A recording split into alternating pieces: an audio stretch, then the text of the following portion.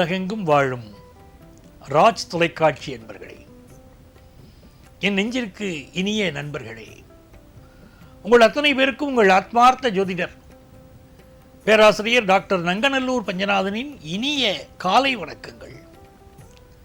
இன்னைக்கு ஜூலை மாதம் 12ஆம் தேதி 2026 வருஷம். தமிழ் வருஷத்தில் இது பராபவ ஆண்டு. ஆனி மாதம் 28ஆம் நாள் ஞாயிற்றுக்கிழமை. இன்னைக்கு மிருகசிரீஷம் நட்சத்திரத்தில் சந்திர பகவான் போயிட்டு இருக்கார். நம்ம பேசுறச்சு என்ன விசேஷம் தெரியுமா? பிரதோஷம்.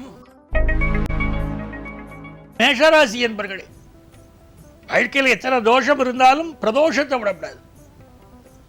பிரதோஷ காலத்தில் சாயந்தர நேரம் கோவிலுக்கு போகணும். சில பேர் கேட்குறா, பிரதோஷத்தில் எப்போ சார் கோவிலுக்கு போகணும்? பிரதோஷ வேளையினாலே சாயந்தர வேலை தான் இது. சாயந்தர நேரம் கோவிலுக்கு போகணும், சிவனை நமஸ்காரம் பண்ணணும். கோவிலில் போய் பக்கத்தாத்து மாமிகிட்ட மணிக்கணக்கில் பேசக்கூடாது. சிவனை நமஸ்காரம் பண்ணணும், சிவன் நாமாக்களை சொல்லணும். அதுதான் முக்கியம்.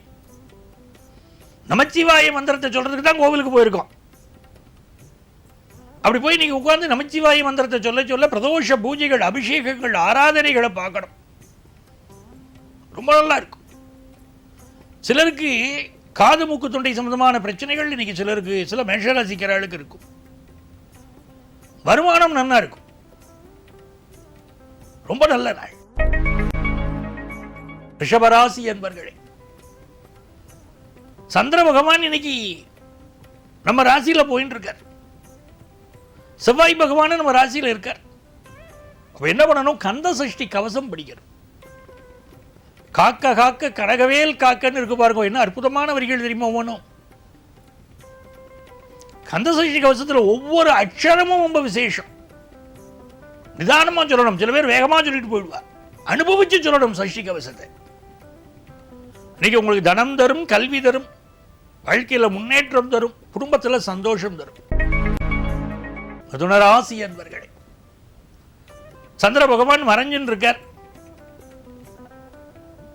ராத்திரி நேரத்தில் மெல்ல நம்ம ராசியை பார்த்து வருவார். இந்த நாள் நிறைய செலவுகள் ஆகும். அது சுப செலவா நம்ம மாற்றிக்கணும். 2ஆம் இடத்துல குரு இருக்கார் இல்லையா, நல்ல வருமானத்தை தருவார். வருமானம் இல்லாமல் செலவுன்னு நான் சொல்லலை, வருமானத்தை தருவார். ஸோ நல்ல வருமானமும் உண்டு, நல்ல செலவும் உண்டு. பிள்ளைகள் உங்கள் சொல்படி கேட்பார்கள். குடும்ப வருமானமும் பெருகும். இதனால் வரை உங்களுக்கு இருந்த தொல்லைகள் விலக போகிற ஒரு நல்ல நாள். பிசினஸ்ல லாபம் தரும் நாள். நிறைய இன்வெஸ்ட் பண்ண வேண்டிங்க. படிக்கிற மாணவர்கள் சிலருக்கு ஃபாரின் போய் படிக்கலாம்னு தோணும். கடகராசி என்பர்களே, சந்திர பகவான் லாபத்தில் அப்படி இருக்கிறதே விசேஷம் தானே. மனசுக்கு உற்சாகம் தரும் நாள். உங்க நாலேஜ் வெளிப்படும். உங்களுடைய ஆராய்ச்சி திறன் மேம்படும். நிறைய நெருக்கடி, நிறைய ஒர்க் பிரஷர் இருக்கு. அதுக்கு நடுவில் தான் நீங்க விழுந்து அப்படி ஒளிந்து வருவள். நீங்க ஜெயிச்சுட்டு வருவள். நீங்கள் ஒளிரக்கூடிய அற்புதமான நாள். வியாபாரம் செழிக்கும். வேலை பார்க்குற இடத்துல கொஞ்சம் அனுசரித்து தான் நீங்க போக வேண்டியிருக்கும். உயரதிகாரிகளை அனுசரித்து போக வேண்டியிருக்கும்.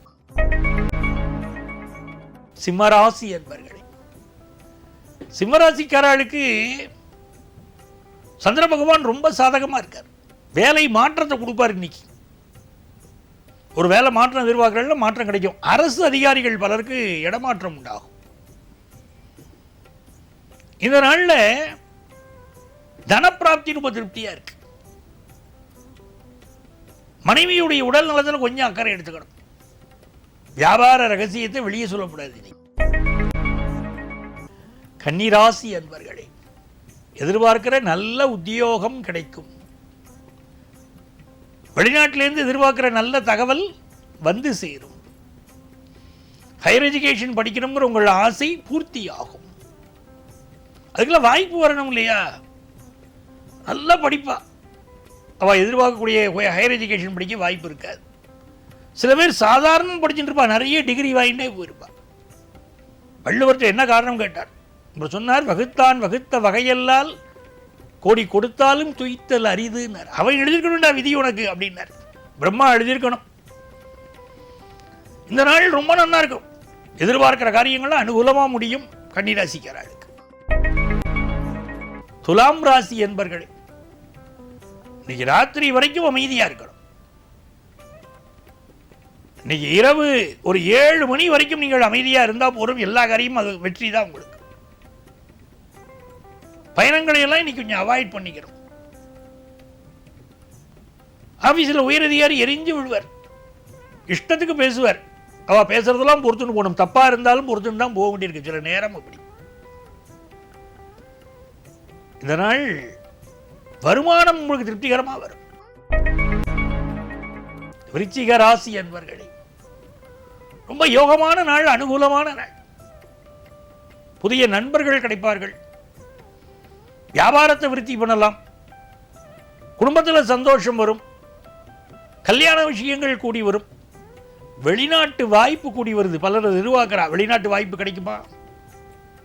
திரைக்கடலோடியும் திரவியும் தேடினாரே பாரதியார். வெளிநாட்டு வாய்ப்பு கிடைக்குமானா கிடைக்கும். இந்த நாளை பொறுத்த வரைக்கும் என்னன்னா, பிரதோஷம் பாருங்க, சிவனை நமஸ்காரம் பண்ணணும், சிவ வழிபாடு செய்யணும். ரொம்ப நல்லா இருக்கும். இந்த நாளில் எல்லா எதிர்பார்ப்புகளும் பூர்த்தியாகணும்னா சிவனை நமஸ்காரம் பண்ணணும். தனுசு ராசி அன்பர்களே, புதன் பகவான் உங்களை பார்த்துட்டு இருக்க. புதன் பகவானுடைய அனுகூலம் பண்ணணும்னா என்ன பண்ணணும்? பெருமாள் கோவிலுக்கு போகணும். இந்த பிரதோஷ வேளைங்கிறோமே, அது பெருமாளுக்கும் ரொம்ப விசேஷமான நேரம். பெரிய துன்பங்கள் இருக்கு வாழ்க்கையில, தீர்க்க முடியாத துன்பங்கள் வச்சுக்கோங்க. இன்னைக்கு பிரதோஷ வேளையில் போய் பெருமாளை சேவிச்சு பாருங்க, பிரச்சனை தூள் தூளாயிடும். ஆபீஸில் பிரச்சனை, பிசினஸ்ல பிரச்சனைனா பெருமாளை சேவிக்கணும். இந்த நாள் கல்வியில ஒரு நல்ல வளர்ச்சி மாணவர்களுக்கு இருக்கு. பிசினஸ்ல எக்ஸ்போர்ட் முயற்சிகள் இருக்கு பாருங்க, நல்ல வெற்றி பெறும். மகர ராசி என்பர்களே,